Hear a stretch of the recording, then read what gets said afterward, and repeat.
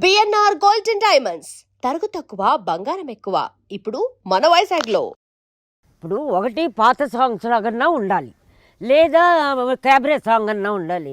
అది ఏం మ్యూజిక్ అంటే ఆ సబ్జెక్టుకు మ్యూజిక్ సగం మూడు అండి, డ్రెస్అప్ సగం మూడు, మీరు తీసే కెమెరా యాంగిల్స్ సగం మూడు, వాతావరణం.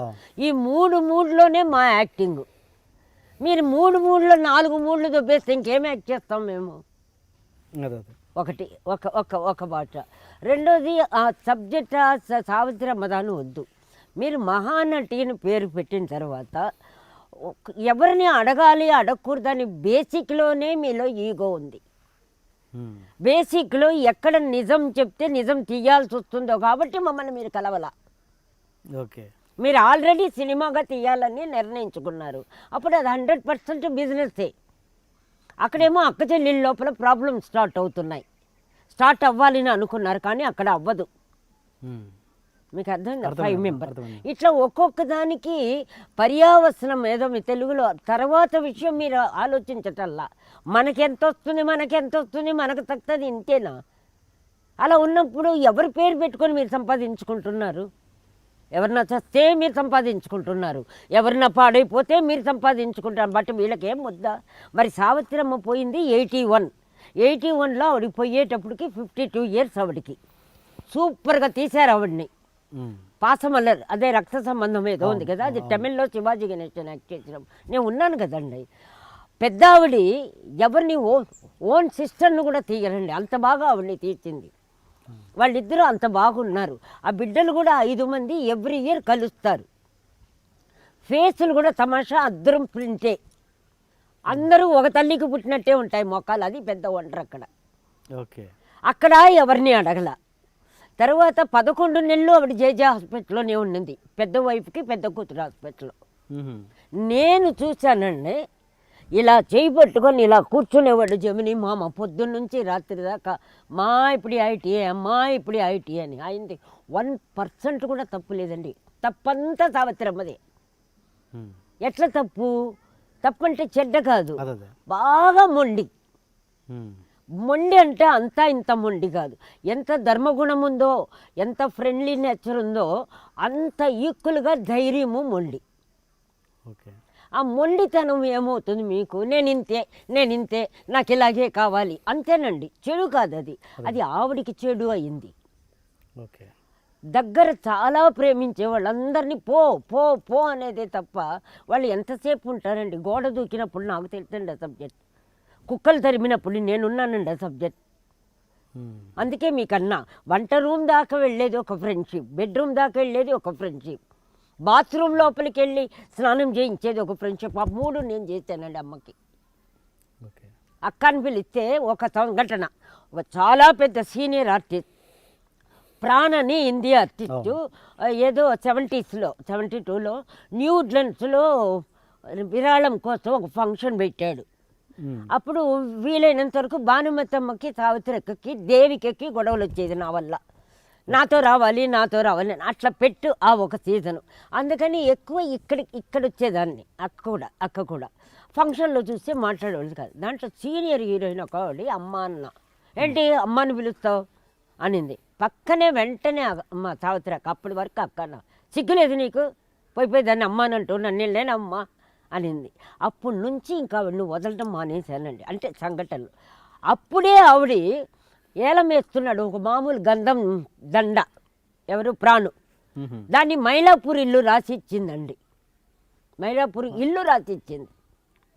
మైలాపూర్ అని ఒక ఏరియా. మరి ఇది ఎమోషనలా మొండితనమా? మరి జమిని వద్దనలేదే. జమిని వల్లేనండి అమ్మకు లైఫ్. జమిని మామ వల్లే. ఆయన ప్రేమించినంత ఎవరూ ప్రేమించాల. ఈవిడికి బాగా ప్రేమ, బాగా ఈగో, బాగా మొండి తప్ప చెడ్డది కాదండి. ఆ మొండితనం ఆవిడికి నష్టం కలిగించింది. ఆవిడ బీద కాదు, పాడు కాదు. ఎవరెందుకు తరుముతారండి? కూతురు ఎందుకు? చివరి దశ అని మీరు ఎక్కడ చూచారు? మీకు ఎవరు చెప్పారు? చివరి దశ మందు తాగే అలవాటు ఎవరు నేర్పలే? ఏమీ లేదండి. నీ మీద పోటీ వేసుకొని నిన్ను సాధించడానికి ఎవరు తాగేది? ఆయన జమిని గారి అంతే కదండి. ఇంకెవరున్నారు? అందరు పిల్లలంతా బాగానే ఉంటారు. ఆవిడకి ఎవరు ఎనిమిది లేదండి. ఎవరూ లేరు. ఇండస్ట్రీ అంతా ప్రేమగానే ఉంటారు. అందరికీ పెడుతుంది పెట్టే అలవాటు. తర్వాత వాళ్ళ అక్కింటికి, అదే జమిని గారు ఫస్ట్ వైఫ్ ఇంటికి మొత్తం నేను చూశానండి. ఇంత వాళ్ళు అలాగే చూసేవాళ్ళండి. వాళ్ళ వంశానికే అందరికి కలిపి ఒకడే సతీష్, ఒకడే కొడుకు. అప్పుడు చాము కూడా చిన్నదే. అంత బాగా చూసుకునేవాళ్ళు. నేను ఉన్నాను.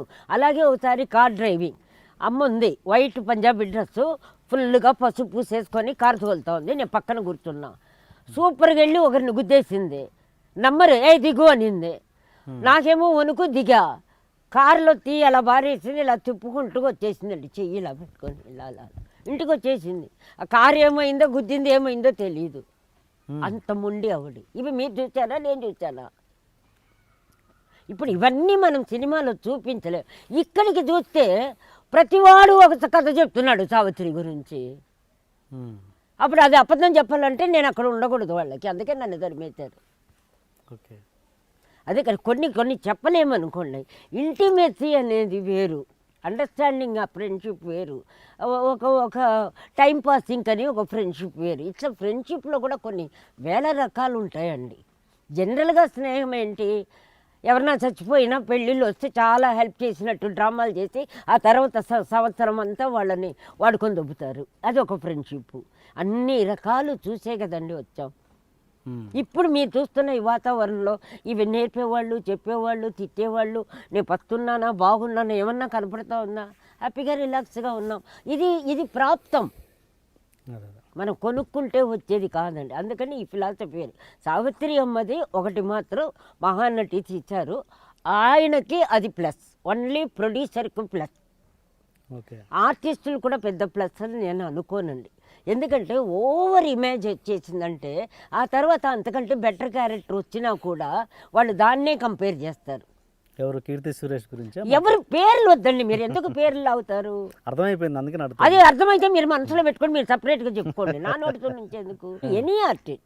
మా దేవదాస్ టైంలో కూడా మా నాగేశ్వరరావు గారికి చాలా కాలం పట్టింది. ఎందుకంటే ఆ క్యారెక్టర్ అంత గొప్పది. అవునవును. మళ్ళీ ఆయనే చేస్తే రాదనేది ఆయనే 1,00,000 సార్లు చెప్పాడు.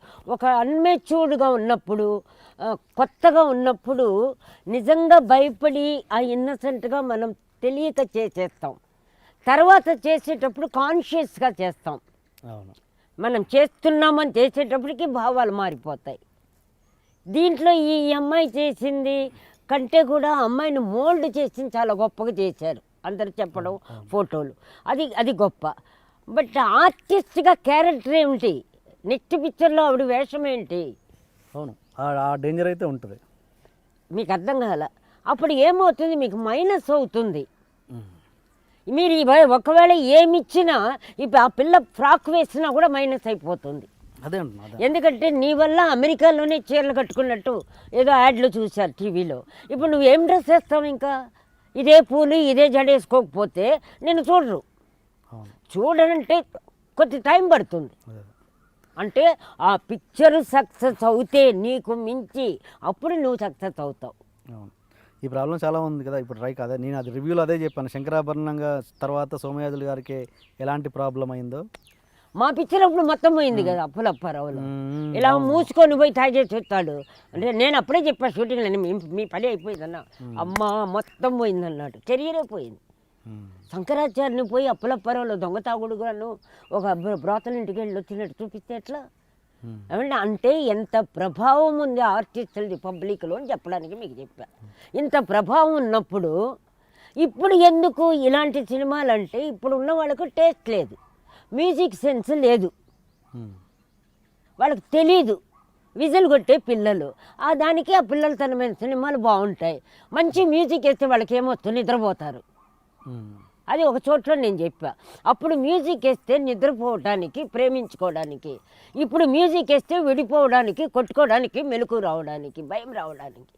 అంటే కొట్టి లేపేస్తున్నారు మ్యూజిక్.